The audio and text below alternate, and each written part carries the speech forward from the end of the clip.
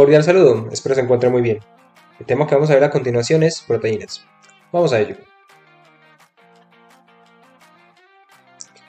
En lo que respecta a proteínas, los bioelementos primarios que constituyen una proteína son estos que están acá, los CHOMPs, correspondiente a carbono, hidrógeno, oxígeno, nitrógeno, fósforo, azufre.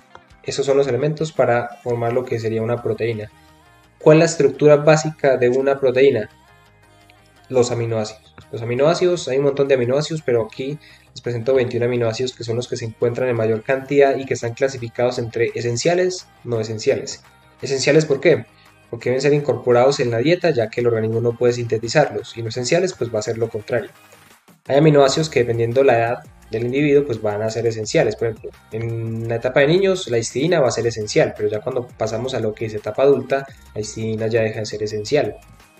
¿Y qué es un aminoácido como tal en estructura química? Un aminoácido está conformado de esto. Grupo amino, que es el H2N, este de acá. El átomo de hidrógeno, este de acá arriba. El grupo carboxilo, grupo carbonilo acá con el OH, es el grupo carboxilo. Todos los aminoácidos de acá tienen esos tres grupos que les he mencionado hasta el momento. Pero la diferencia, por ejemplo, de isoleucina, leucina, lisina, está en esta parte de acá, cadena lateral o grupo radical. Ya lo vamos a ver.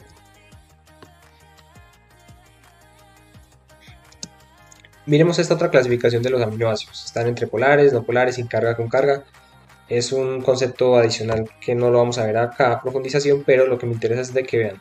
Aquí se cumplen las mismas características, grupo amino, grupo carboxilo, átomo de hidrógeno. Puede que estén ubicados en partes diferentes al que les había mostrado, pero cumple la regla. Eso es lo importante. Y lo que les quería mostrar era de que en esta parte de acá, de azul, es donde está la diferencia de un aminoácido con respecto a otro, en el grupo radical. Vemos que la glicina aquí solamente tiene un hidrógeno, mientras que un aspartato, por ejemplo, tiene este otro grupo de acá. Ahí, si comparamos todos los aminoácidos uno a uno, vamos a ver que siempre va a haber diferencias con respecto a la cadena lateral, pero en lo que resta siempre va a haber grupo amino, grupo carboxilo, átomo de hidrógeno.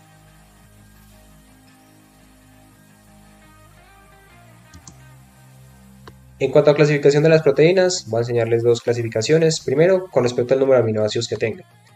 Si tiene un aminoácido, pues obviamente la estructura más simple de una proteína de un aminoácido pues va a ser el aminoácido, que es el grupo amino, grupo carboxilo, átomo de hidrógeno y cadena lateral. Pero cuando ya tengo dos aminoácidos unidos, es decir, formando lo que es un oligopéptido, que es de 2 a 10 aminoácidos unidos, ¿cómo es que se une un aminoácido con otro? Miremos acá, tengo un aminoácido, el número 1, el número 2. Quiero unirlos por medio del grupo carboxilo del aminoácido del lado izquierdo con el grupo amino del aminoácido del lado derecho, voy a hacer el enlace. Ese enlace, ¿qué es lo que utiliza? Utiliza el grupo hidroxilo de acá y un átomo de hidrógeno del aminoácido siguiente. Ahí forma una molécula de agua y forma el enlace peptídico covalente. Es el enlace de las proteínas, peptídico covalente. Este enlace peptídico covalente se llama así porque pues une péptidos como tal y covalente al unir dos no metales, esos que están acá. Ahí forma un dipéptido, pero yo puedo formar algo muchísimo más largo, donde sean no solo 2, sino 3, 4, 5, lo que sea, pero el enlace siempre va a ser la misma cosa. Peptídico covalente, siempre hay síntesis por deshidratación, y ya puedo formar algo más complejo, como un polipéptido de 11 a 50 aminoácidos, como lo es la insulina, por ejemplo, que cada uno de estos círculos de acá corresponde a un aminoácido, todos unidos por enlaces peptídicos covalentes en la parte de media. Una proteína, que ya es algo mucho más compleja. Cuando yo hablo de proteínas, es algo más complejo como esto que está acá. Ya tengo más de 50 aminoácidos. Esa es la primera clasificación. Y la segunda clasificación que les quiero enseñar es de acuerdo a su nivel estructural. Clasificadas desde lo que es estructura primaria a estructura cuaternaria. Cuando yo tengo estructura primaria solamente estoy hablando de un aminoácido unido con otro por enlaces peptídicos covalentes. Hasta ahí sería la estructura primaria. Vemos que solamente esta parte de aquí, esta parte de acá arribítica, estructura primaria. Pueden haber algunos puentes disulfuro. Puentes disulfuro es como, digamos, tengo una cisteína por acá y otra cisteína por acá. Hago una línea discontinua y en la parte de acá del medio coloco un azufre. Eso sería un puente disulfuro, que digamos están presentes cuando hay cisteína con cisteína.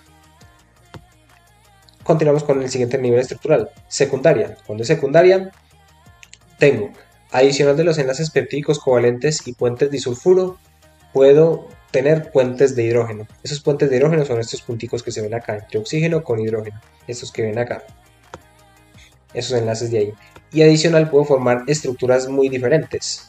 En estructura primaria pues normalmente no se hacía una estructura tan compleja, pero aquí yo ya puedo formar una hélice alfa, como esta que está acá, buscar algo de tipo espiral, o una lámina beta, como estas que están acá.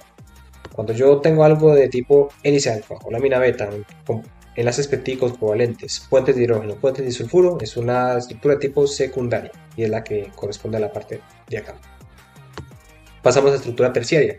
La estructura terciaria va a tener todo lo anterior, es decir, enlaces peptídicos covalentes, puentes de hidrógeno, puentes de sulfuro, tengo hélices alfa, láminas beta, pero aquí voy a tener mucha mayor cantidad. Vea, pueden mirar acá que tengo dos hélices alfa, varias láminas beta, unidas por giros beta, que es la forma, digamos, de formar una estructura terciaria. Solamente que la estructura terciaria tiene, digamos, más cantidad de enlaces. Puede tener enlaces iónicos, que fuerzas de Van der Waals, otras cosas ahí diferentes, pero intentan formar una estructura de tipo globular, es decir, circular o fibrosa.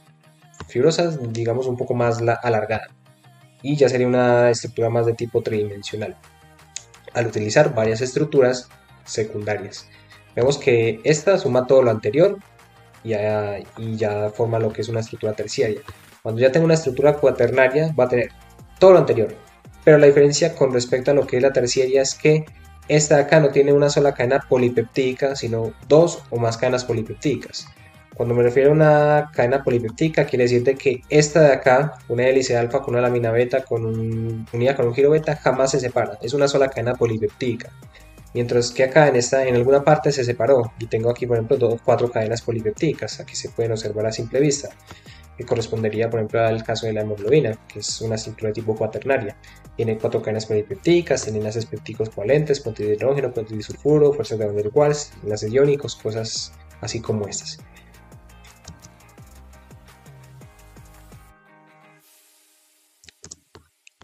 Vamos a mirar algunos ejemplos de forma, digámoslo, algo así rápida.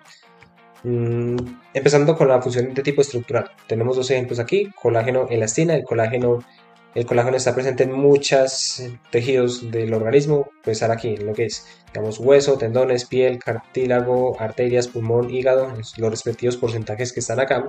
Y si bien analizamos, el colágeno como tal intenta formar una estructura de tipo terciaria, o sea, la estructura terciaria es la estructura como tal nativa de la proteína en donde la proteína es funcional en la estructura terciaria, pero si vamos a lo que es más a nivel interno, está formada por puras hélices alfa, esa estructura de acá. Solo que ya a nivel funcional ya sería una estructura terciaria de tipo fibrosa. En el caso de la elastina, también es una estructura, digamos, va a funcionar normalmente en la estructura terciaria, pero es una de tipo secundaria algo no definida, que no se ve tanto como una hélice alfa, pero se intenta formar una hélice alfa. De hecho, cuando vamos, digamos, a lo que es ya las funciones, vemos que en los puntos aquí rojitos, estos que están acá, y los puntos verdes corresponden a lo que es colágeno y elastina. Estos de acá, los verdecitos que son la elastina, cuando es una piel joven, pues tengo una mayor cantidad de elastina, proteína elastina. Cuando vos estiras la piel y esta se contrae de forma rápida, pues tienes muy buena elastina, pero una piel que las tiras y digamos se demoran en encogerse, es, digamos que no tiene mucha elastina que se ha ido degradando con el tiempo, con la edad.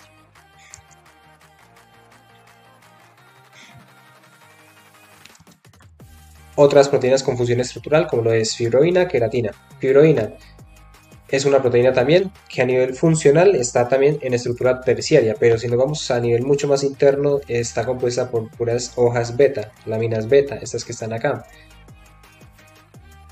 La fibroína normalmente es una proteína obtenida de lo que es gusano de seda, utilizada para lo que es esta seda en la industria textil. En el caso de la queratina, presente en lo que es cabello, uñas, pezuñas, plumas, capa epidérmica de la piel. Ahí está presente la queratina.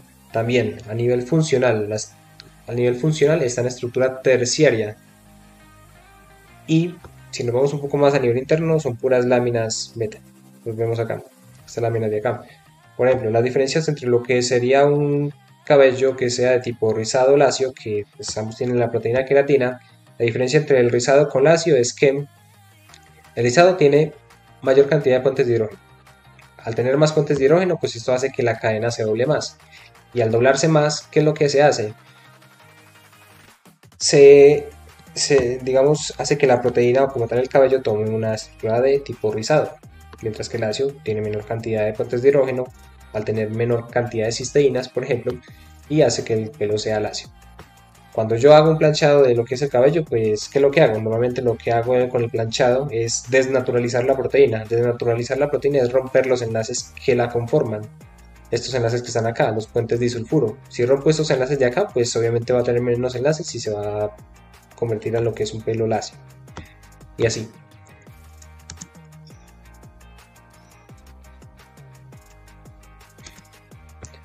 Unas proteínas con función de transporte, como el caso de la hemoglobina mioglobina. La hemoglobina es una proteína cuando está en lo que es la estructura nativa, que ya es funcional, es una estructura tipo cuaternaria. Tiene cuatro cadenas polipeptídicas con cuatro grupos hemo que están acá. Estos cuatro grupos hemo, estos que están acá, son los que se van a encargar de transportar o de ligar el oxígeno o el dióxido de carbono. El oxígeno para cuando vaya de dirección de pulmones hacia las células, o el dióxido de carbono cuando vaya de las células hacia lo que es pulmones,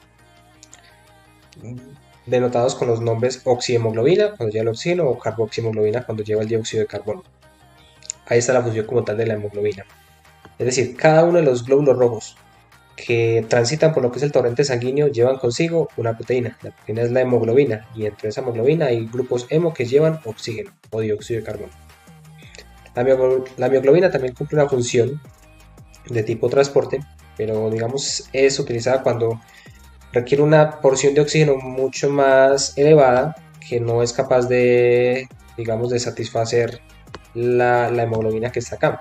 Entonces ahí entra lo que es la proteína mioglobina, que es como una reserva ahí de oxígeno que podemos tener para que se encargue de transportar el oxígeno que voy requiriendo ahí adicional. Solamente que esta no es una estructura cuaternaria, sino una estructura terciaria con una sola cadena polipeptídica y un grupo hemo por acá.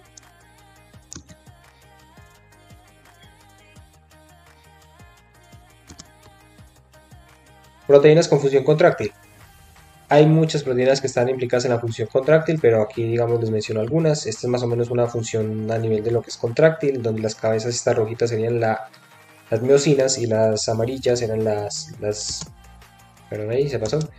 Donde las cabezas estas de acá, estas rojitas, son las miosinas y la parte amarilla azul están las actinas. Es una función contráctil, toda la contracción que hagamos a nivel muscular pues van a estar implicadas estas proteínas. La actina, que es más de tipo fibrosa, o sea una estructura terciaria a nivel funcional, está en forma terciaria y puede ser fibrosa o globular de hecho también, al igual que la miosina, más de tipo globular, y esta ya tiene una estructura cuaternaria al tener dos cadenas polipeptídicas, que estas que están acá. Proteínas con función inmune. Inmunoglobulinas, citoquininas. Las inmunoglobulinas pues son estructuras proteicas en una estructura de tipo cuaternaria, las podemos ver acá. Pueden tomar diferentes formas, sean IgD, IgE, IgA, algo así como esto. La función que cumplen estas es de que, como tal, las inmunoglobulinas son anticuerpos. Anticuerpos que cuando entra un patógeno, supongamos una bacteria trae consigo unas estructuras aquí llamadas antígenos. Esos antígenos son los que van a ser reconocidos por el anticuerpo de la célula, es decir, el anticuerpo que son los producidos por nosotros. Si no produciéramos inmunoglobulinas, pues simplemente no podríamos reconocer que es una bacteria y atacarla o fagocitarla en este caso. Las citoquinas también participan en ese proceso de defensa. Es una proteína de tipo terciaria, mire que son puras hélices alfa. Y lo que hacen es que citoquinas funcionan un poco más rápido a nivel de lo que es defensa. Cuando detectan de que hay algo que es, digamos que está mal en el organismo, que no es reconocible, van a avisar a lo que es las inmunoglobulinas, los anticuerpos, bien sea por efecto autocrino, paracrino, endocrino, o sea, un poco más rápido. Y esa es la función básica de las citoquinas, que también están en esa función inmune.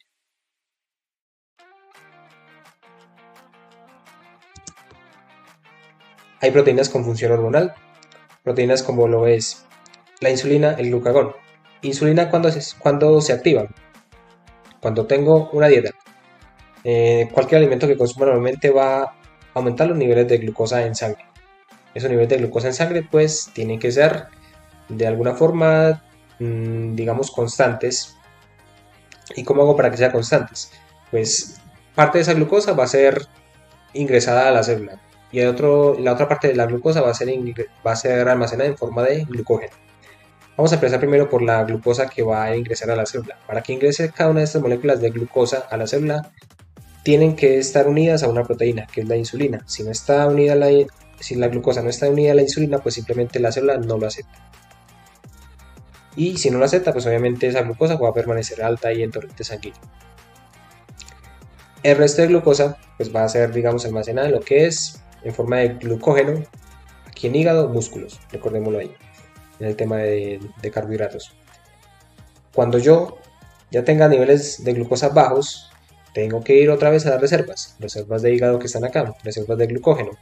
Cuando yo tengo pocos niveles de, digamos, bajos niveles de glucosa en sangre, se activa una hormona llamada glucagón. Este glucagón activa lo que es el hígado para que empiece a liberar el glucógeno que tiene almacenado y lo libere ya en glucosa libre a torrente sanguíneo y vuelva a estar disponible para cada una de las células.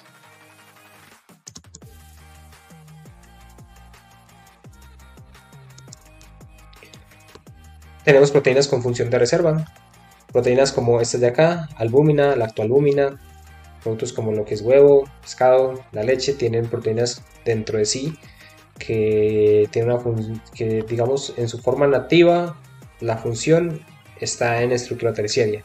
O sea, está en estructura terciaria, normalmente tipo globular, y si nos vamos un poco más hacia la estructura interna, pues son puras hélices alfa de acá en su gran mayoría.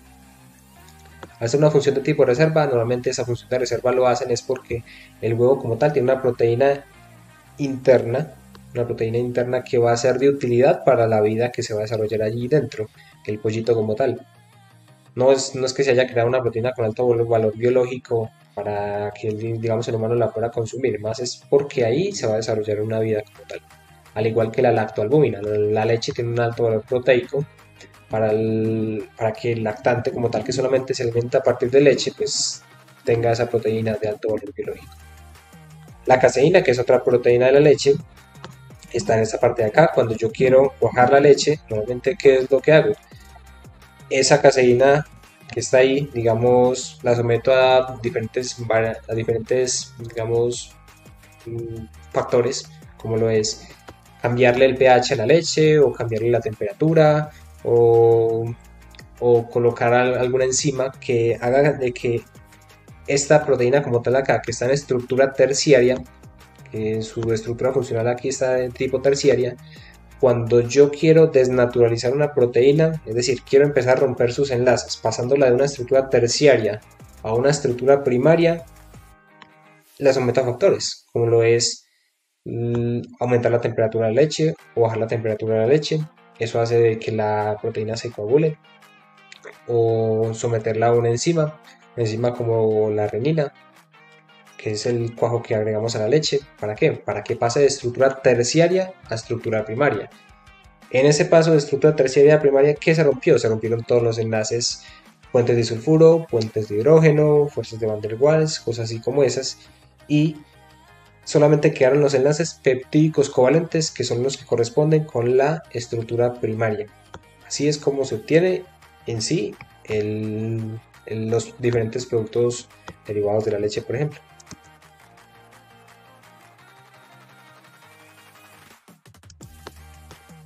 También están implicadas en el proceso de división celular. Tengo aquí un ácido nucleico como lo es el ADN. El ADN que es doble cadena. Igual lo vamos a ver después. Pero me interesa aquí de que cuando yo quiero hacer división celular, normalmente la célula tiene que tener su material genético en forma de cromosomas. De esta forma, no puede estar así desenrollado, con esta forma así alargada, sino que tiene que estar en forma de cromosomas. Para que la mitad del cromosoma se vaya para una célula hija y la otra mitad del cromosoma se vaya para la otra célula hija. Eso es división celular como tal. Pero, ¿cómo hago yo para que algo que es en esta estructura así alargada se condense un poco más y quede en forma de cromosoma? Pues lo asocio a proteínas. Estas proteínas son las llamadas histonas. Miren que se asemeja a lo que es. Esta es una proteína acá, la histona. Histonas acá, se asemeja a lo que es un collar de perlas, donde la histona está acá y todo lo que rodea a la histona es el ADN como tal. cada una de esas estructuras de acá, y están implicadas en lo que es el proceso de división celular, porque cuando yo quiera dividir una célula tiene que estar en forma de cromosomas.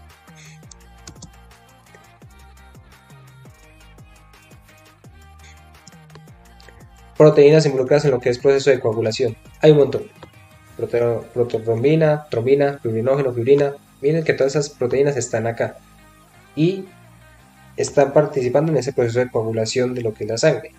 Si yo no tuviera alguna de estas proteínas aquí, digamos que están implicadas una tras la otra, pues simplemente no podría hacer el proceso de coagulación de la sangre. Entonces están ahí como ejemplo y ya las pueden tener ahí en cuanto a esto.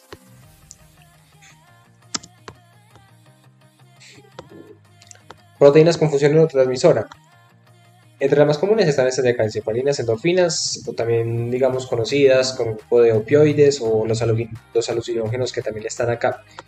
Esas proteínas como tal tienen una estructura muy básica, miren la de acá, estructura primaria, algo así muy básico como esto. Y si no produjéramos algo como esto, pues simplemente no tendríamos la capacidad de sentir calor, sentir dolor, sentir que estamos felices, tristes, algo así como eso. Porque justamente cumplen esa función neurotransmisora, que está muy relacionada con la parte de sentimientos, de sentir algo, que es por la parte de encefalinas, endorfinas. De hecho, el efecto que hacen los alucinógenos, ¿qué es lo que hacen? Producen un aumento de lo que es neurotransmisores y lo que hacen es que la persona vaya a sentirse un poco más feliz de lo que casualmente a nivel natural debería estar, llamémoslo así.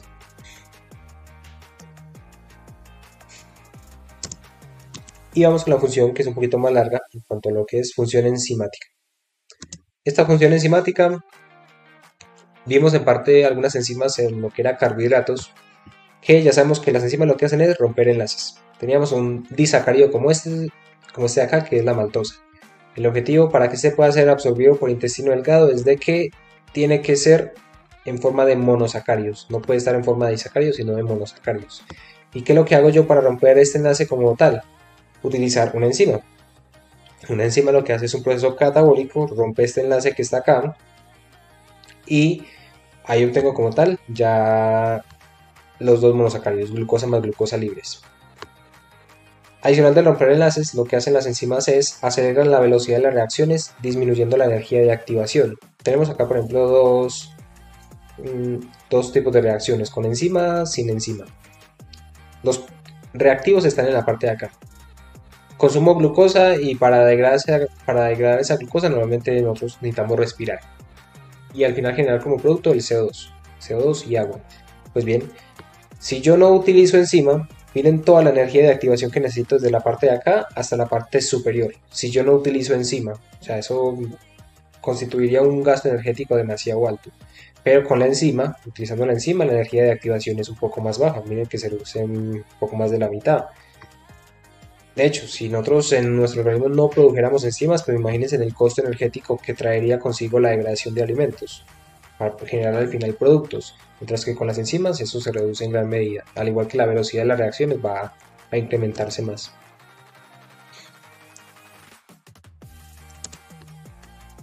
¿Cómo funcionaría en sí, digamos, el paso a paso de lo que sería una reacción enzimática? Para que haya una reacción enzimática yo necesito, primero que todo, la enzima. Una enzima que es de naturaleza proteica. Esa enzima y un sustrato que sea lo suficientemente afín a la enzima, o sea, tiene que haber afinidad. Para que haya afinidad, tiene que ser que el sitio activo de la enzima, vean acá se llama sitio activo, tenga una estructura similar al sustrato. Si no tiene una estructura similar, pues simplemente esa enzima no es compatible con el sustrato. En este primer paso, donde el sustrato todavía no se ha unido a la enzima, se llama complejo enzima más sustrato. Cuando ya se une el sustrato a la enzima, ¿qué es lo que pasa? Se forma el complejo enzima-sustrato, este que está acá. Lo tenemos ahí junto, porque hubo afinidad en esa reacción. El complejo enzima-producto. Este complejo enzima-producto es, después de que ya se haya unido el sustrato, yo quiero generar ya como tal mi producto. Supongamos de la maltosa, la que teníamos anteriormente, yo quiero romper el enlace de ahí. La enzima hace una actividad catalítica rompiendo el enlace de ahí. Ya me va a generar el producto, los dos colores que están acá. Es el complejo enzima-producto. Pero ese producto no se puede quedar ahí pegado a la enzima, tiene que liberarse. Entonces el complejo final es enzima más producto, donde la enzima ya quedó libre y los dos productos generados quedaron libres como tal. Así funciona una reacción enzimática en cuanto a lo que es un resumen. Hay reacciones enzimáticas donde necesitan ayudas adicionales, llamadas cofactor o coenzima, que lo que ayudan es, digamos, aumentar la velocidad de las reacciones. Cuando yo necesito un cofactor o una coenzima, aquí la apoenzima, que es digamos, la enzima como tal de naturaleza proteica, se llama apoenzima. Apoenzima porque va a necesitar un cofactor que se una a la apoenzima, formando el complejo holoenzima. ¿Qué es un cofactor? Cualquier ion metálico, o sea, algo de origen de esos de acá, iones metálicos como estos que están acá, son cofactores. O en vez de ser cofactor puede ser una coenzima. Una coenzima como cuál, como el ATP, como las diferentes vitaminas que tenemos del complejo B o el ADEC. Ahí estarían las coenzimas como tal, que van a unirse a la apoenzima formando el complejo holoenzima. ¿Para qué? Para que ya, digamos, forme el sitio activo que realmente necesita el sustrato para poderse unir a la holoenzima que está acá.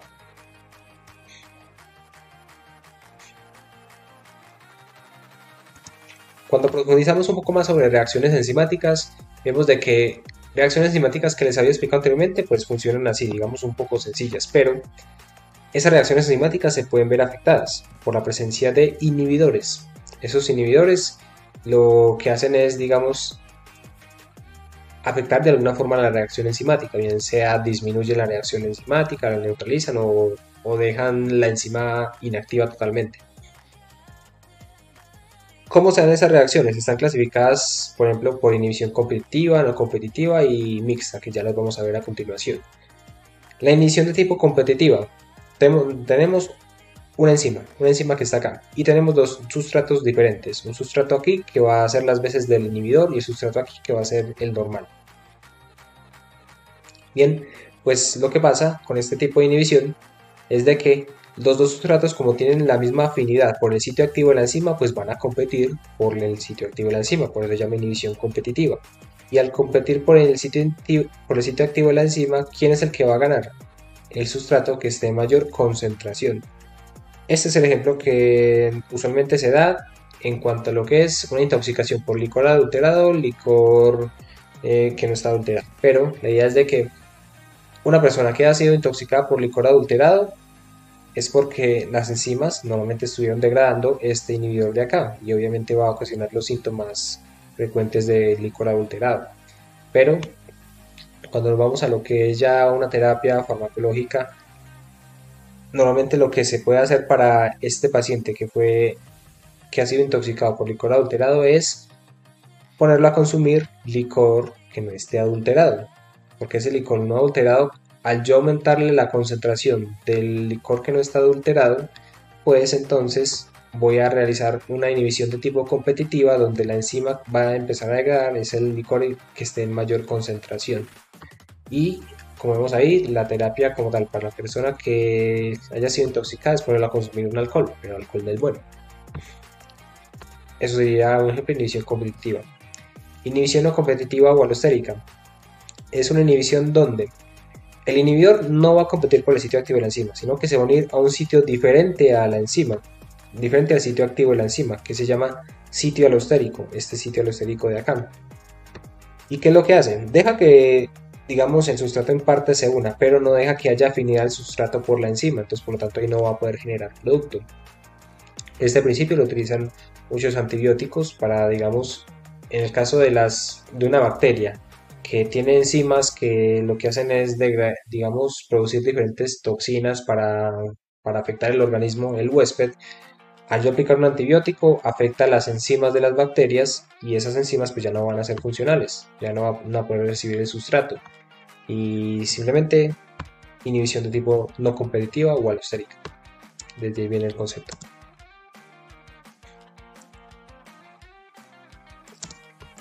Proteínas con función enzimática pero que sean de tipo de inhibición a competitiva o mixta.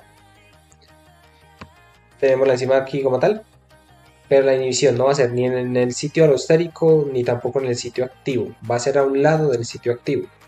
Esta parte de acá, ese es el inhibidor. Deja que el sustrato se una a la enzima, efectivamente ahí se unió, pero no permite que genere producto. Y al no permitir generar el producto, pues obviamente no se va a poder realizar nada ahí. Puedes tener la cantidad de sustrato que quieras, pero si no generas producto no tienes nada. Esa es una inhibición de tipo competitiva o mixta.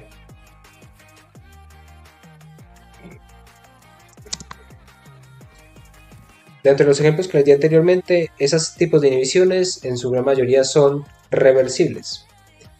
Pero hay un tipo de inhibiciones donde son irreversibles y más porque si pasó mucho tiempo ya no se va a poder hacer nada. Es decir, la enzima ya se unió al sustrato y lo que normalmente ocasiona es muerte al individuo. Puede ser el caso de los grupos químicos donde utilizan organofosforados, donde se unen a lo que es ya la enzima como tal y la enzima hace el acople con ese sustrato y simplemente ya si hubo mucho tiempo ahí que transcurrió, no va a dar vuelta atrás.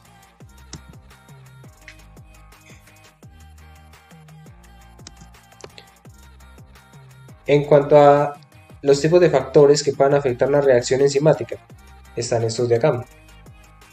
Tenemos pH, temperatura, concentración, enzima, sustrato. Miremos acá.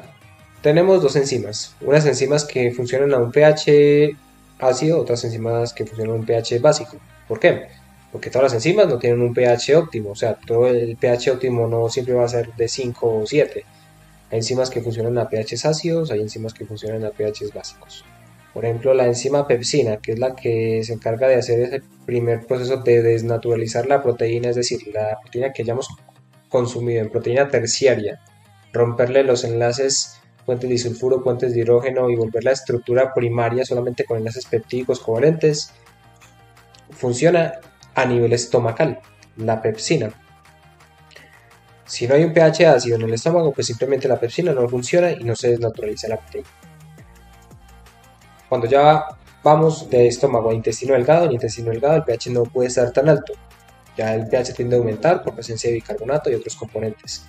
Pero ahí ya actúan otras enzimas que actúan un pH del rango que está acá, de un 8 que está aquí, como la tripsina, que también va a estar implicando ese proceso de degradación de la proteína. Otro factor, la temperatura. Van a haber proteínas que funcionan a temperaturas muy bajas y otras que funcionan a temperaturas muy altas. Aquí, por ejemplo, en el rango de lo que es las enzimas humanas funcionan en este rango de acá, mientras que las enzimas de bacterias, por ejemplo, bacterias termófilas, sus enzimas van a funcionar a temperaturas altas. Si pones una enzima, digamos, de una bacteria termófila a funcionar, o más bien que quieras ponerla a funcionar a una temperatura baja, pues simplemente no funciona. Se inhibe como tal. Y otro factor que afecta es la concentración enzima-sustrato. ¿Por qué? Porque supongamos que tengo mucha cantidad de sustrato, pero tengo muy poca cantidad de enzima. Eso va a afectar la cantidad de producto que yo quiera generar. No va a ser lo mismo tener una enzima para cada sustrato que solamente una enzima para una concentración de sustrato alta. Eso afecta también la velocidad de reacción.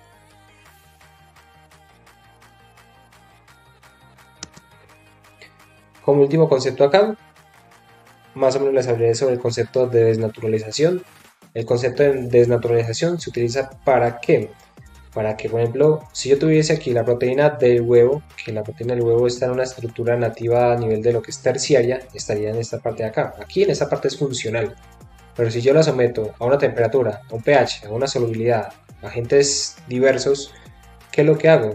Voy a desnaturalizar esa proteína donde van a estar solamente en forma de estructura primaria, con enlaces peptídicos covalentes. Es el caso cuando yo frito el huevo. Lo que hago es volver la terciaria a estructura primaria. Ay, que el huevo se empezó a quemar. Pues obviamente ya empezaste a romper los enlaces peptídicos covalentes, que no sería copiado. La idea es pasar la terciaria a primaria. Hay algunas proteínas que tienen la capacidad de renaturalización, es decir, de volver a pasar de proteína primaria a la proteína funcional, pero realmente son muy pocas, porque por ejemplo en el caso del huevo, una vez de frito el huevo, es difícil volverlo a colocar ahí dentro de esa, digamos, esa caparazón y que sea una proteína similar a como lo era. Pero hay unas que tienen la capacidad de renaturalización y hay como para que lo conozcan. Eso es todo lo que tenía para compartirles con respecto al tema de proteínas. Muchísimas gracias.